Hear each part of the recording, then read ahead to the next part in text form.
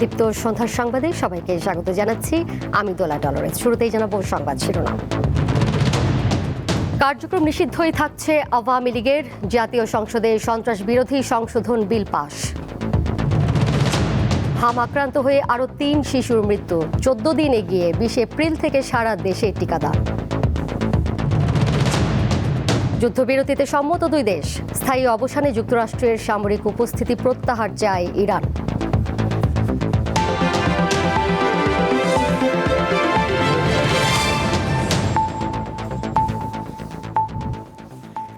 জাতীয় সংসদের সর্বসম্মতিক্রমে পাশ হল সন্ত্রাস বিরোধী সংশোধন বিল ২০২৬। এর ফলে গণঅভ্যুত্থানে ক্ষমতাচ্যুত আওয়ামী লীগের কার্যক্রম নিষিদ্ধই থাকছে। সকালের সেশনে সংক্রান্ত বিলটি উত্থাপন করেন স্বরাষ্ট্রমন্ত্রী সালাউদ্দিন আহমদ। এরপর সরাসরি কণ্ঠ ভোটে তা পাশ হয়। অন্তর্বর্তী সরকারের সময় ২০২৫ সালের ১২ মে স্বরাষ্ট্র মন্ত্রণালয় প্রজ্ঞাপন জারি করে আওয়ামী লীগ এবং এর অঙ্গ, সহযোগী ও ভ্রাতৃপ্রতিম সব সংগঠনের কার্যক্রম নিষিদ্ধ ঘোষণা করে। এখন অধ্যাদেশটি সংসদে আইন আকারে পাশ হয়। আওয়ামী লীগের যে কোনো কার্যক্রম শুধু নিষিদ্ধই নয়, বরং দলটির সব নেতাকর্মীদেরও বিচারের আওতায় আনা যাবে। এছাড়া হামের বিস্তার নিয়ন্ত্রণে সরকার ১৪ দিন এগিয়ে এনে আগামী ২০ এপ্রিল থেকে সারা দেশে একযোগে টিকাদান কার্যক্রম শুরু করবে বলে সংসদকে জানিয়েছেন স্বাস্থ্যমন্ত্রী। হামের টিকার বিষয়ে স্বতন্ত্র সংসদ সদস্য রুমিন ফারহানার প্রশ্নের জবাব দিতে গিয়ে এ তথ্য জানান তিনি। আমরা ডিক্লেয়ার করেছিলাম from 3rd May all over the country শুরু করার জন্য। আমরা এটাকে আরো এগিয়ে নিয়ে আসছি। Because we have been able to collect the necessary vaccines from UNICEF by this time, and so we are expediting the vaccination program all over the country from 20th of this month। আমরা 14 দিন এগিয়ে নিয়ে আসছি। From 3rd মে থেকে আমরা এটা আগামী 20 তারিখ থেকে ইনশাল্লাহ শুরু করব। এটা আপনাকে অবগত করলাম। ক্রমশই বাড়ছে হামের প্রাদুর্ভাব। গত ২৪ ঘন্টায় হামে আক্রান্ত ও উপসর্গ নিয়ে আরও অন্তত ৩ শিশুর মৃত্যু হয়েছে। গত ২৪ ঘন্টায় ময়মনসিংহ মেডিকেল কলেজ হাসপাতালে হামের উপসর্গ নিয়ে আরও ২২ শিশু ভর্তি হয়েছে। বর্তমানে হাসপাতালে হাম শনাক্ত হয়ে চিকিৎসাধীন আছে ৭৮ শিশু। সুস্থ হয়ে বাড়ি ফিরেছে ২১৩ শিশু, আর মৃত্যু হয়েছে ৭ শিশুর। রাজশাহী মেডিকেল কলেজ হাসপাতালে গত ২৪ ঘন্টায় হাসপাতালে হামের উপসর্গ নিয়ে চিকিৎসাধীন অবস্থায় ৩ শিশু মৃত্যুবরণ করেছে। এই সময় হামের উপসর্গ নিয়ে হাসপাতালে ভর্তি হয়েছে ২৩ জন। ভোলায় হামের উপসর্গ নিয়ে আজও নতুন করে ৫ জন শিশু জেলা হাসপাতাল সহ বিভিন্ন হাসপাতালে ভর্তি হয়েছে। এদিকে বরগুনায় 4 দিনে ৩৫০০ শিশুকে টিকা দেওয়া হয়েছে। দেশে জ্বালানি তেল নিয়ে গ্রাহক ভোগান্তি কমেনি। ঢাকা সহ দেশের বিভিন্ন ফিলিং স্টেশনে এখনও যানবাহনের দীর্ঘ সারি। আবার অনেক পাম্প আজও বন্ধ রয়েছে। সংশ্লিষ্টরা জানান, পর্যাপ্ত সরবরাহ না থাকায় বাধ্য হয়ে তেল বিক্রি বন্ধ রাখতে হচ্ছে তাদের। রাজধানীর পাম্পগুলোতে কোথাও ১ কিলোমিটার দীর্ঘ লাইন, আবার অনেক স্থানে আরও বেশি। জ্বালানি তেলের জন্য আর কতদিন ভোগান্তি, সেই প্রশ্ন চালকদের। অপেক্ষার দ্রুত অবসান চান তারা। তেল নিতে আসা গ্রাহকদের ৬-৭ ঘন্টা বা এর চেয়েও বেশি সময় অপেক্ষা করতে হচ্ছে। বেশিরভাগ পাম্পে তেল না পেয়ে ক্ষোভ প্রকাশ করেন তারা। সরকারের পক্ষ থেকে জ্বালানি তেলের সংকট না থাকার কথা জানানো হলেও বাস্তবতার সঙ্গে মিল নেই বলে জানান গ্রাহকরা।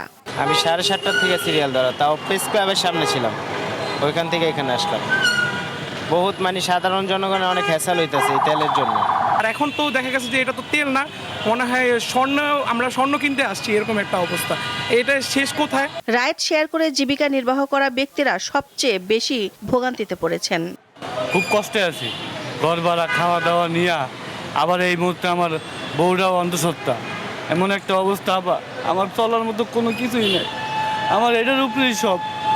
সময়ের সাথে সব জিনিস নেওয়া লাগবে, ওইভাবে করানো সবারই কষ্ট। পেট্রোল পাম্প ওনার্স অ্যাসোসিয়েশনের সভাপতি জানান, জ্বালানি তেলের সংকট নেই। গ্রাহকদের অনেকেই আতঙ্কে বারবার তেল নিতে আসেন। এতে দীর্ঘ লাইন তৈরি হয় বলে অভিযোগ করেন তিনি। আজকে সকালে এই থেকে 8 থেকে 10 জনকে দেখলাম, আপনি 500 টাকার মোটরসাইকেল তেল নেবেন, আপনি 90 টাকা গেছে পরে ভরে গেছে, 150 টাকা গেছে পরে ভরে গেছে। প্রাইভেট কার 1500 লিটার তেল 362 টাকা গেছে পরে ভরে পড়ে গেছে। ভোক্তা সাধারণের প্রতি আমি উদাত্ত আহ্বান জানাই, তেলে ক্রাইসিস নাই। আপনারা শান্তভাবে সুশৃঙ্খলভাবে পাম্পে আসেন, আপনার প্রয়োজন যেটা এই তেলটা নেন। দ্রুত চালকদের ফুয়েল কার্ড এবং কয়বার তেল নিতে পারবে তা নির্ধারণ করে দিলে পরিস্থিতি অনেকটাই নিয়ন্ত্রণে আনা সম্ভব বলে মনে করেন তিনি। দিলশা দানি, দীপ্ত সংবাদ, ঢাকা। আইন থাকার পরও দেশের কমপক্ষে ৫৬% নারীর বিয়ে হয় অপ্রাপ্ত বয়সে। বাংলাদেশ পরিসংখ্যান ব্যুরোর তথ্য অনুযায়ী শুধু অপ্রাপ্ত বয়সী নয়, বরং ১৫ বছরের আগেই বিয়ে হয়ে যায় ১৩% কন্যা শিশুর। সমাজবিজ্ঞানীদের মতে শিক্ষার অভাব, দারিদ্র্য এবং পরিবারে মেয়ে শিশুদের বোঝা মনে করার মানসিকতাই বাল্যবিবাহ রোধের প্রধান বাধা। সম্প্রতি এক শিশুশিল্পীর ১৫ বছর বয়সে বিয়ের খবরে বাল্যবিবাহের বিষয়টি ফের আলোচনায় আসে। সামাজিক যোগাযোগ মাধ্যম থেকে শুরু করে সবখানে প্রশ্ন ওঠে, শহরের শিক্ষিত পরিবারেও কিভাবে এ ধরনের প্রবণতা রয়ে গেল। যদিও ওই শিশুশিল্পী পরবর্তীতে দাবি করেন এটি বিয়ে নয়, বাগদান। বিশ্বে সবচেয়ে বেশি বাল্যবিবাহ হয় এমন দেশের তালিকায় বাংলাদেশের অবস্থান অষ্টম, আর এশিয়ার দেশগুলোর মধ্যে শীর্ষে। সম্প্রতি ইউনিসেফ, ইউএন উইমেন এবং প্ল্যান ইন্টারন্যাশনালের যৌথ প্রতিবেদনে এ তথ্য উঠে আসে। বিশেষজ্ঞরা বলছেন বাল্যবিবাহ একটি সামাজিক সমস্যা। অল্প বয়সে গর্ভধারণের কারণে বাড়ে মা ও সন্তানের মৃত্যু ঝুঁকি, পাশাপাশি শারীরিক ও মানসিক বিকাশ বাধাগ্রস্ত হয়। যেসব মেয়েরা বাল্য বিবাহের শিকার হচ্ছে তারা মনস্তাত্ত্বিকভাবে সুস্থ মানুষ হিসাবে বেড়ে উঠতে পারে না, শারীরিকভাবেও তারা অসুস্থ হয়ে যায়। ভবিষ্যৎ প্রজন্মের জন্য আমাদের এই বাল্যবিবাহ একটি হুমকি। সচেতনতার অভাব এবং সামাজিক মানসিকতার ধীর পরিবর্তনের কারণে এই সমস্যা এখনো রয়ে গেছে বলে মত তার। পরিবার সচেতন হতে হবে, বাবা মাকে এই বিষয়টাকে গুরুত্ব দিতে হবে যে একটা ছেলে শিশু এবং একটা মেয়ে শিশুর মধ্যে আমরা পার্থক্য করব না। বাংলাদেশে বাল্যবিবাহ নিরোধ আইন ২০১৭ অনুযায়ী মেয়েদের ১৮ বছর এবং ছেলেদের ২১ বছরের নিচে বিয়ে বাল্যবিবাহ হিসেবে গণ্য এবং দণ্ডনীয় অপরাধ। এই আইন অনুযায়ী বাল্যবিবাহ আয়োজন বা সহায়তা করলে সর্বোচ্চ ২ বছরের কারাদণ্ড, ১ লাখ টাকা জরিমানা এবং উভয়দণ্ড হতে পারে।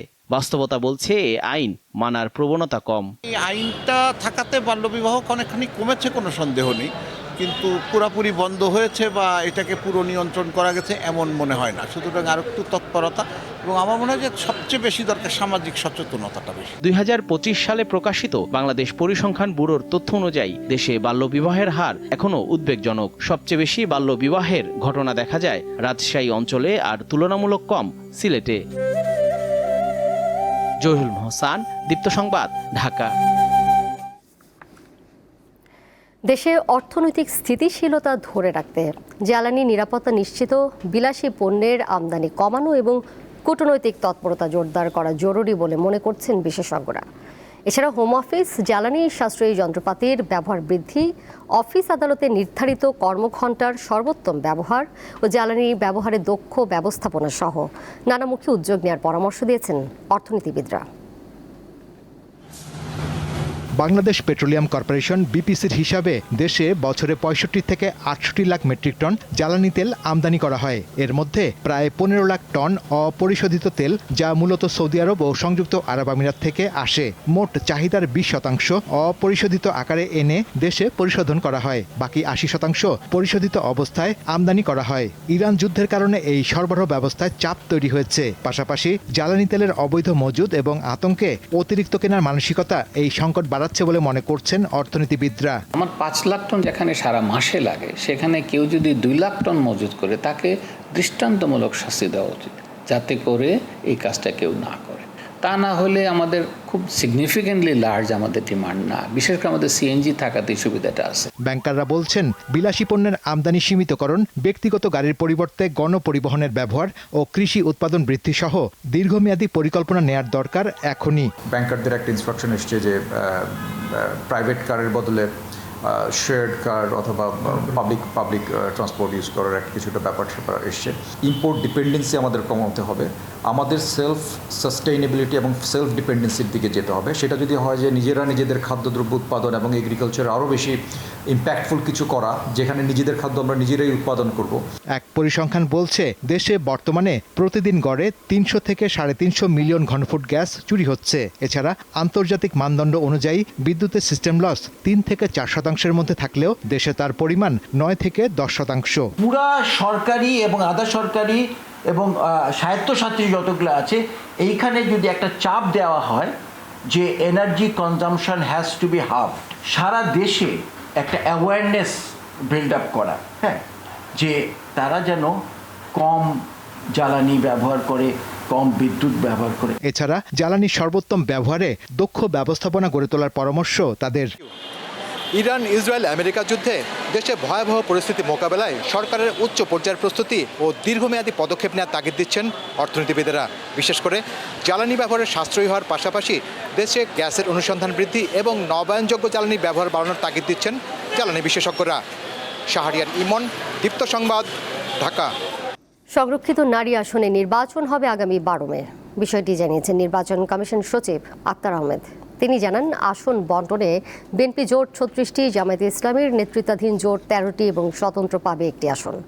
বুধবার সকালে আগারগাঁও নির্বাচন কমিশন সচিবালয়ে সংরক্ষিত নারী আসনের তফসিল ঘোষণা করেন ইসি সচিব। তিনি আরও জানান, মনোনয়ন দাখিলের শেষ তারিখ 21 এপ্রিল, মনোনয়ন বাছাই 22 ও 23 এপ্রিল, আপিল আবেদন করা যাবে 26 এপ্রিল এবং আপিল নিষ্পত্তি হবে 27 ও 28 এপ্রিল। মনোনয়ন প্রত্যাহারের তারিখ 29 এপ্রিল। এছাড়া 30 এপ্রিল প্রতীক বরাদ্দ দেওয়া হবে। নির্ধারিত সময় অনুযায়ী সুষ্ঠু ও শান্তিপূর্ণভাবে নির্বাচন সম্পন্ন করতে সব ধরনের প্রস্তুতি নেওয়া হয়েছে বলেও জানান ইসি সচিব। বিএনপি এবং তার জোট হচ্ছে 36টা, জামায়াতে ইসলাম এবং তার জোটের সাথে আছেন এনসিপি, বাংলাদেশ খেলাফত মজলিস এবং খেলাফত মজলিস, এনাদের 13টা, 6 জন স্বতন্ত্র প্রার্থী একজোট হয়ে ওনাদের জন্য একটা। আশা করি যে আমরা যে বেঞ্চমার্কটা জাতীয় পর্যায়ের নির্বাচনে আপনাদের সকলের সহযোগিতায় করেছে সেটা থেকে প্লাস হবে। বিভিন্ন সেক্টরে দ্বিপাক্ষিক সম্পর্ক শক্তিশালী করতে বাংলাদেশের পররাষ্ট্রমন্ত্রী খলিলুর রহমানের সঙ্গে আলোচনা হয়েছে বলে জানিয়েছেন ভারতের পররাষ্ট্রমন্ত্রী এস জয়শঙ্কর। বুধবার নয়াদিল্লির হায়দ্রাবাদ হাউসে বৈঠক করেন দুই দেশের পররাষ্ট্রমন্ত্রী। সে সময় প্রধানমন্ত্রী তারেক রহমানের পররাষ্ট্র বিষয়ক উপদেষ্টা হুমায়ুন কবির ও দিল্লিতে বাংলাদেশের হাই কমিশনার রিয়াজ হামিদুল্লাহ উপস্থিত ছিলেন। বৈঠক নিয়ে নিজের এক্স হ্যান্ডেলে ভারতের পররাষ্ট্রমন্ত্রী লিখেছেন, দ্বিপাক্ষিক বিষয় ছাড়াও বৈঠকে আঞ্চলিক ও বৈশ্বিক রাজনীতি নিয়ে আলোচনা হয়। দুই পক্ষই পরস্পরের সঙ্গে নিয়মিত যোগাযোগ রক্ষায় একমত হয়েছে। ইন্ডিয়ান ওশেন সম্মেলনে যোগ দিতে একই বিমানে আগামীকাল মরিশাস যাবেন বাংলাদেশ ও ভারতের পররাষ্ট্রমন্ত্রী। আন্তর্জাতিক প্রসঙ্গ, 40 দিন তীব্র সংঘাতের পর অবশেষে 2 সপ্তাহের যুদ্ধবিরতিতে রাজি হয়েছে যুক্তরাষ্ট্র ও ইরান। নাখোশ থাকলেও এতে সম্মতি জানিয়েছে ইসরায়েল। আর স্থায়ীভাবে যুদ্ধ অবসানের জন্য মধ্যপ্রাচ্য থেকে যুক্তরাষ্ট্রের সামরিক উপস্থিতি সম্পূর্ণ প্রত্যাহারের দাবি জানিয়েছে ইরান। ইরানে এ যেন নতুন একটি দিনের শুরু। নেই কোনো বিস্ফোরণের শব্দ কিংবা ক্ষেপণাস্ত্র ছুটে আসার আতঙ্ক। হাতে হাতে পতাকা নিয়ে যুদ্ধবিরতি উদযাপন করছেন ইরানের নাগরিকরা। এই শান্তি কতদিন টিকবে তা সময়ই বলে দিবে। আপাতত ইরানের ওপর পূর্ব ঘোষিত বড় ধরনের বোমাবর্ষণ ও হামলা অন্তত 2 সপ্তাহের জন্য স্থগিত করে ঘোষণা দিয়েছেন যুক্তরাষ্ট্রের প্রেসিডেন্ট ডোনাল্ড ট্রাম্প। সঙ্গে জুড়ে দিয়েছেন শর্ত, ইরানকে অবিলম্বে সম্পূর্ণ এবং নিরাপদভাবে হরমুজ প্রণালী জাহাজ চলাচলের জন্য উন্মুক্ত করে দিতে হবে। ট্রাম্পের যুদ্ধবিরতির ঘোষণার পর বুধবার ভোরেও ইরানে হামলা চালিয়েছে ইসরায়েল। এর কিছু সময় পর জায়নবাদীদের প্রধানমন্ত্রী বেনিয়ামিন নেতানিয়াহু যুদ্ধবিরতিতে সম্মতি জানান। তবে ইসরায়েলি প্রধানমন্ত্রীর দপ্তরের বিবৃতিতে আরও বলা হয়েছে, 2 সপ্তাহের এ যুদ্ধবিরতিতে লেবানন অন্তর্ভুক্ত থাকবে না। যুদ্ধ থামানোর এই উদ্যোগের পেছনে এবার কাজ করছে পাকিস্তান। মূলত 10 দফা প্রস্তাব নিয়ে এগিয়ে চলছে স্থায়ী সমাধানের আলোচনা। প্রস্তাবগুলোতে শুধু যুদ্ধ থামানো নয়, বরং ইরানের ওপর নিষেধাজ্ঞা প্রত্যাহার ও সম্পদ মুক্তি, মধ্যপ্রাচ্যে যুক্তরাষ্ট্রের সামরিক উপস্থিতি কমানো এবং হরমুজ প্রণালীতে একচ্ছত্র নিয়ন্ত্রণ সহ বড় কৌশলগত বিষয়গুলো অন্তর্ভুক্ত রয়েছে। এছাড়াও ইরানের পরমাণু বিষয়ক অধিকারকে স্বীকৃতি দেয়া, যুদ্ধের কারণে ক্ষয়ক্ষতির পূর্ণাঙ্গ ক্ষতিপূরণ প্রদান, ভবিষ্যতে আর হামলা না চালানোর আন্তর্জাতিক আইনি নিশ্চয়তা এবং ইরান ও তার মিত্রদের বিরুদ্ধে আগ্রাসন বন্ধের শর্ত রেখেছে তেহরান। এসব নিয়ে আগামী শনিবার ইসলামাবাদে সকল পক্ষের আলোচনায় বসার কথা রয়েছে। যুদ্ধবিরতির মাঝেই যুক্তরাষ্ট্র ও ইরান উভয় পক্ষই নিজেদের বিজয়ী দাবি করেছে। সংবাদ সংস্থা এএফপিকে দেয়া সাক্ষাৎকারে ট্রাম্প দাবি করেন, যুক্তরাষ্ট্র পূর্ণাঙ্গ ও চূড়ান্ত বিজয় অর্জন করেছে। ইরান বলছে ঐতিহাসিক বিজয় হয়েছে তাদের। মধ্যপ্রাচ্যে সংঘাত থামার খবরে সরাসরি প্রভাব পড়েছে জ্বালানি তেলের আন্তর্জাতিক বাজারে। অন্তত 14% পর্যন্ত কমেছে অপরিশোধিত তেলের দাম। সেই সঙ্গে হরমুজ প্রণালী দিয়ে জাহাজ চলাচলের অনুমতি দিয়েছে ইরান। তবে 2 সপ্তাহের যুদ্ধবিরতি চলার সময় গুরুত্বপূর্ণ এ বাণিজ্য পথ দিয়ে চলাচলকারী জাহাজ থেকে ট্রানজিট ফি বা টোল নেয়ার পরিকল্পনা করেছে ইরান ও ওমান। ইরানের আধা সরকারি সংবাদ সংস্থা তাসনিম এ খবর জানিয়েছে। ইশরাত সুমা, দীপ্ত বার্তা কক্ষ। এবারে ক্রীড়াঙ্গনের খবর। ক্রিকেট বোর্ড সহ সারা দেশের ক্লাবগুলোতে প্রভাব বিস্তার করে অন্তর্বর্তী সরকারের ক্রীড়া উপদেষ্টা। বর্তমান সরকার তদন্তের পর বোর্ড ভেঙে দেওয়া হয়েছে। বিসিবির 11 সদস্যের অ্যাডহক কমিটির সভাপতি হিসেবে দায়িত্ব নিয়েছেন তামিম ইকবাল। কুমিল্লা 4 আসনের সংসদ সদস্য হাসনাত আবদুল্লাহর প্রশ্নের জবাবে এসব কথা জানান স্বরাষ্ট্রমন্ত্রী সালাউদ্দিন আহমদ। বাংলাদেশ ক্রিকেট কন্ট্রোল বোর্ডের ইন্টারিম গভর্নমেন্টের সময় তৎকালীন ক্রীড়া উপদেষ্টা ক্ষমতার প্রয়োগ করে সারা বাংলাদেশে জেলা কমিটিগুলোকে প্রভাবিত করেছিল। ক্রিকেট বোর্ডের অ্যাডহক কমিটিটা করা হয়েছে। আমরা এখানে কোনো বাপের দোয়া মায়ের দোয়া করি না। এখন এতদিন পর্যন্ত শুনতাম মায়ের দোয়া পরিবহন আছে, আজকে মাননীয় সদস্যের কল্যাণে দেখলাম বাপের দোয়া কমিটিও আছে। এর সাথে শেষ করব দীপ্ত সন্ধ্যার সংবাদ। যাবার আগে শিরোনামগুলো জানিয়ে দিব আরও একবার। কার্যক্রম নিষিদ্ধই থাকছে আওয়ামী লীগের। জাতীয় সংসদে সন্ত্রাস বিরোধী সংশোধন বিল পাস। হাম আক্রান্ত হয়ে আরও 3 শিশুর মৃত্যু, 14 দিন এগিয়ে 20 এপ্রিল থেকে সারা দেশে টিকাদান। যুদ্ধবিরতিতে সম্মত 2 দেশ। স্থায়ী অবসানে যুক্তরাষ্ট্রের সামরিক উপস্থিতি প্রত্যাহার চায় ইরান।